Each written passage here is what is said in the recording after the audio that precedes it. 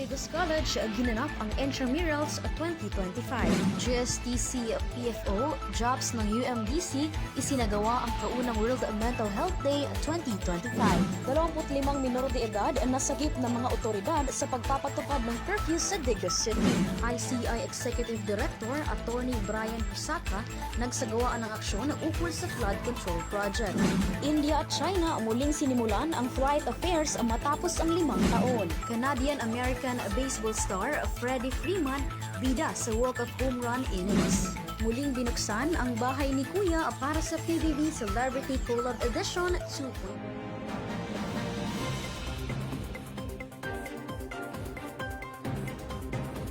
Komunikasyon News Patrol.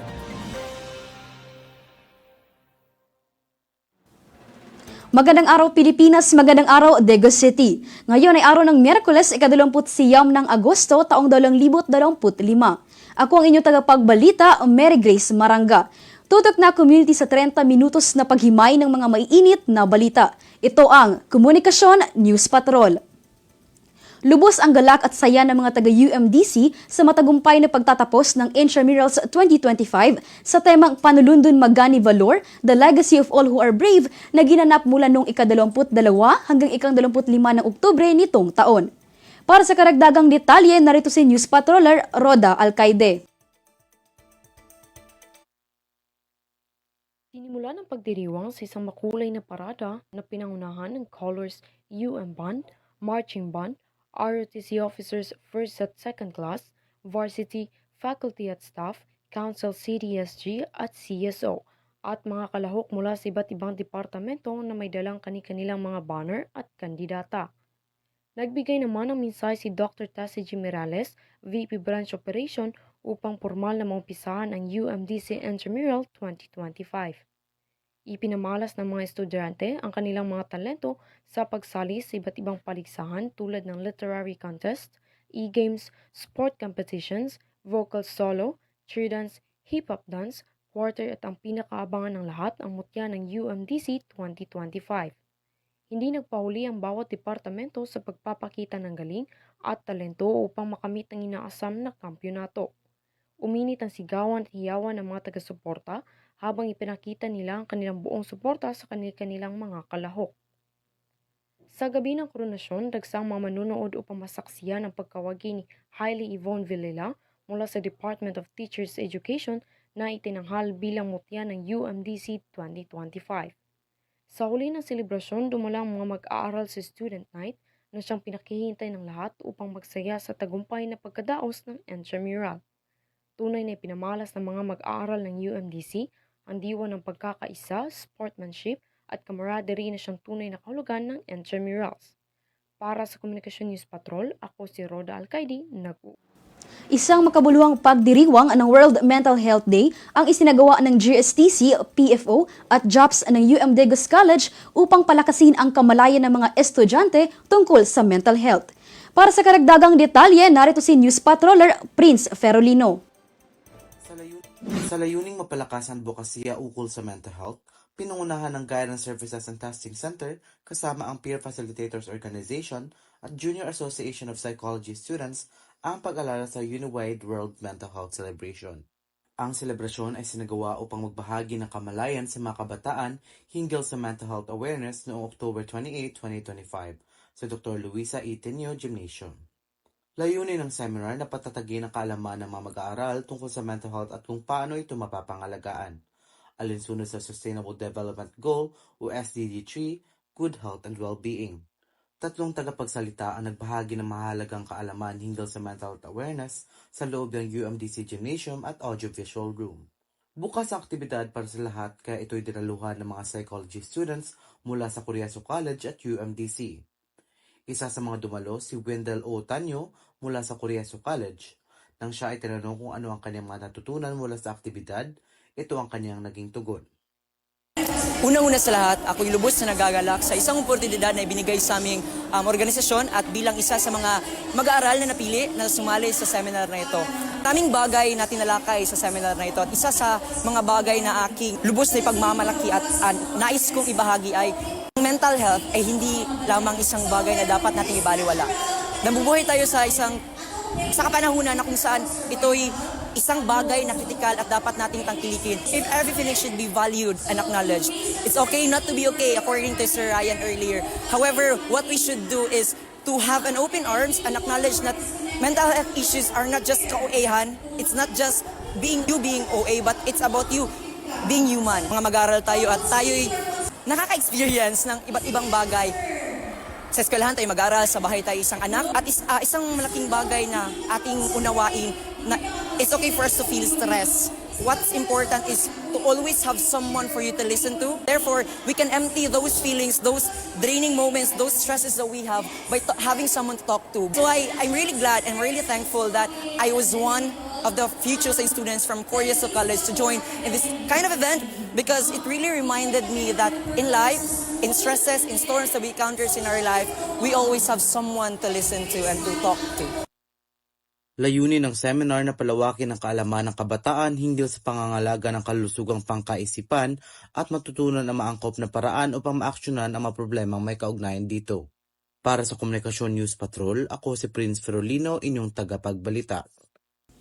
25 minor de edad na nagkakaedad ng 10 hanggang 17 taong gulang ang nasagip ng mga otoridad matapos paigtingin ng lokal na pamahalaan ang curfew hours sa Dagu City para sa seguridad ng mga kabataan. Para sa karagdagang detalye, narito si News Patroller Roda Alcaide. Dinala sa Dagu City Gymnasium ang mga kabataang nasagip upang isailalim sa profiling ng mga tauhan ng CSWDO o City Social Welfare and Development Office ng lungsod ng Digos. Ipinatawag din ng mga otoridad ang mga magulang ng mga minor de edad upang sumailalim sa counseling kaugnay sa kanilang mga responsibilidad sa kanilang mga anak. Ito ay bilang pagpapatupad sa kautusan ni Mayor Joseph Fortes Cagas kay Dagu City Police Chief Lieutenant Colonel Peter Glinipong na magsagawa ng mas mahigpit na kampanya laban sa mga minor de edad na lumalabag sa curfew. Matapos matuklasan ng mga otoridad ang pagkakasangkot ng ilang kabataan sa iba't ibang insidente sa lungsod ng Digos.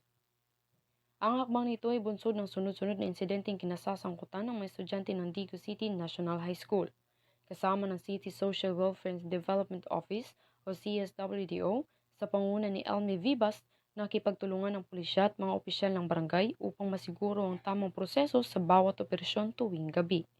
Hinimok din ni Mayor Joseph Fortes Cagas ang mga residente na mantiling mapagmatyag, responsable at maingat sa kanilang mga tahanan at komunidad upang sama-sama mapanatiling ligtas at maunlad ang Dagu City. Para sa Komunikasyon News Patrol, ako si Roda Alcaide, nag-uulat. Susunod, ICI Executive Director Attorney Brian Husaka nagsagawa ng aksyon ukol sa flood control project. India at China muling sinimulan ang flight affairs matapos ang 5 taon. Canadian-American baseball star Freddie Freeman bida sa Walk of Home Run innings. Muling binuksan ang bahay ni Kuya para sa PBB Celebrity Collab Edition 2.0.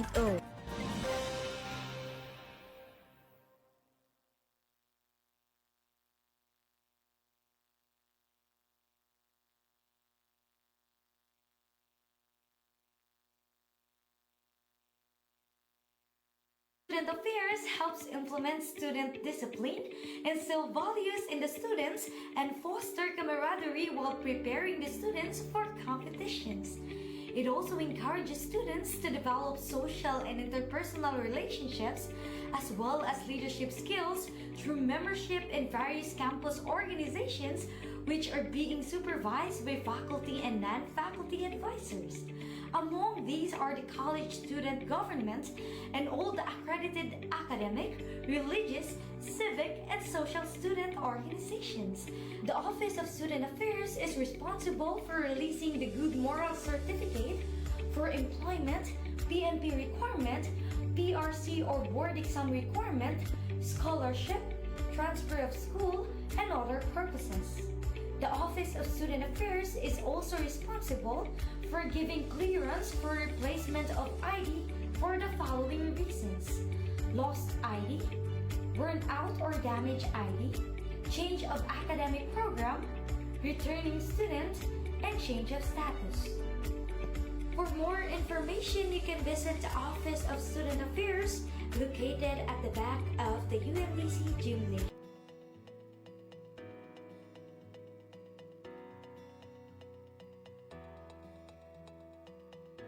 Pursuing academic aspirations with a financial burden is really hard. But Digus College offers a wide range of scholarships that help students like you achieve their academic goals.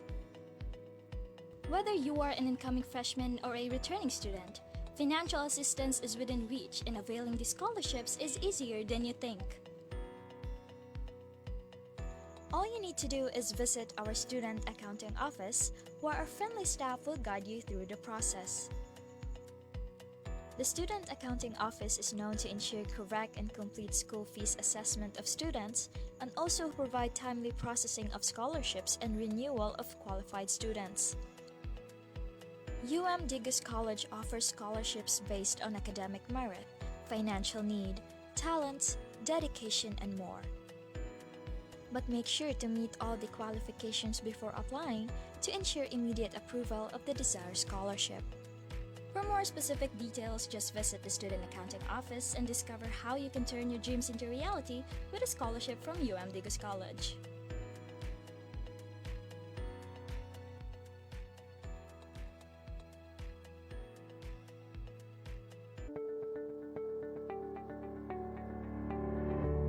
Attention Digus College students, are you feeling stressed, overwhelmed, or in need of someone to talk to?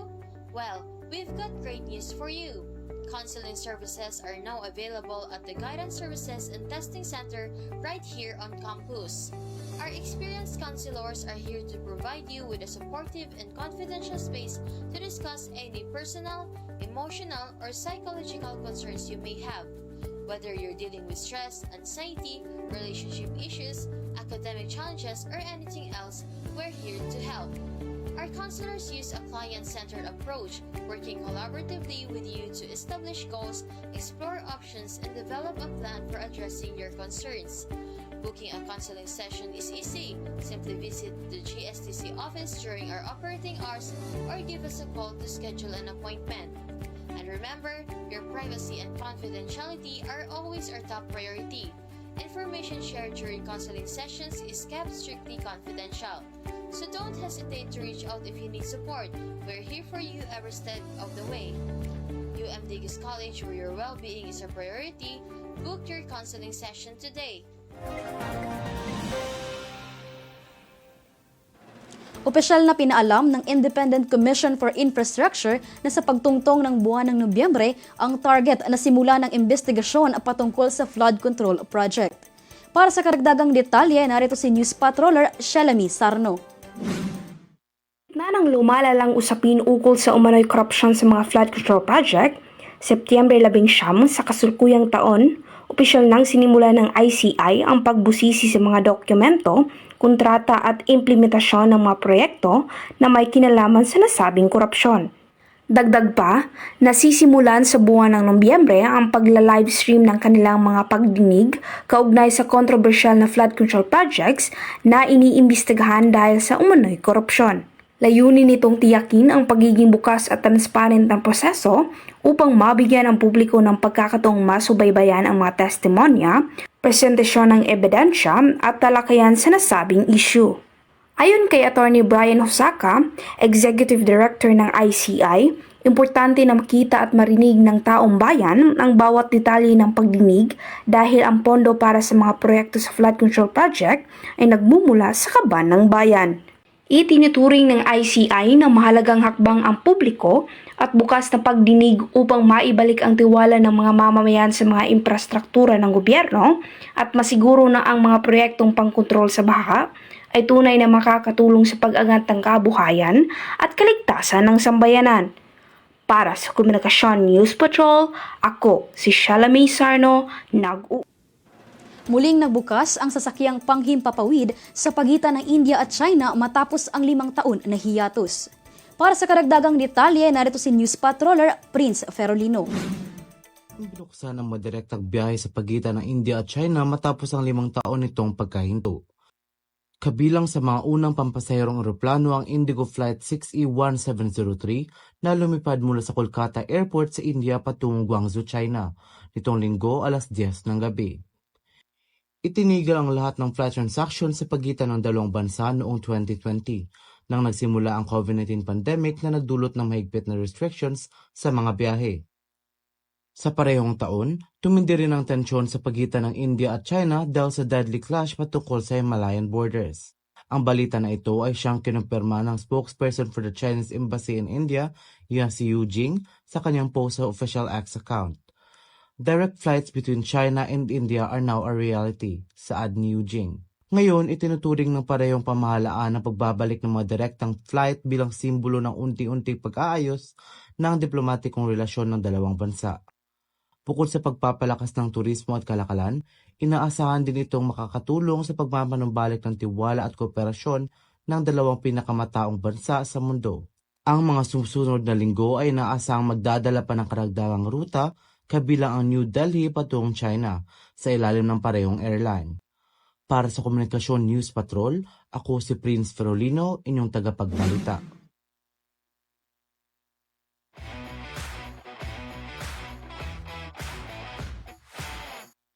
Sa ginanap na World Series Game 3 sa Dodger Stadium, nakamit muli ng Los Angeles Dodgers ang panalo sa pangunguna ng first baseman ng team na si Freddie Freeman. Para sa karagdagang detalye, narito si News Patroller Shelemy Sarno. Pangalan ng manglalarong si Freddie Freeman matapos ihatid ang Los Angeles Dodgers sa isang makasaysayang panalo kontra Toronto Blue Jays 6-5 sa Game 3 ng World Series kahapon, Martes oras sa Pilipinas sa Dodger Stadium. Pinamalas ni Freeman ang walk-off home run sa ika-18th inning na tumabla sa record ng pinakamahabang laro sa World Series base sa bilang ng innings, kapareho ng 18 inning na sagupaan ng Dodgers at Red Sox noong 2018. Dagdag pa, si Freeman ang unang manlalaro na nagkaroon ng higit sa isang walk-off home run sa World Series history matapos ang Grand Slam niya sa Game 1 laban sa Yankees. Humaba ng humaba ang laro bago tuluyang pinatahimik ni Freeman ang kalaban at pinasigaw ang buong Dodger Stadium. Para sa Komunikasyon News Patrol, ako si Shelemy Sarno, nag-uulat.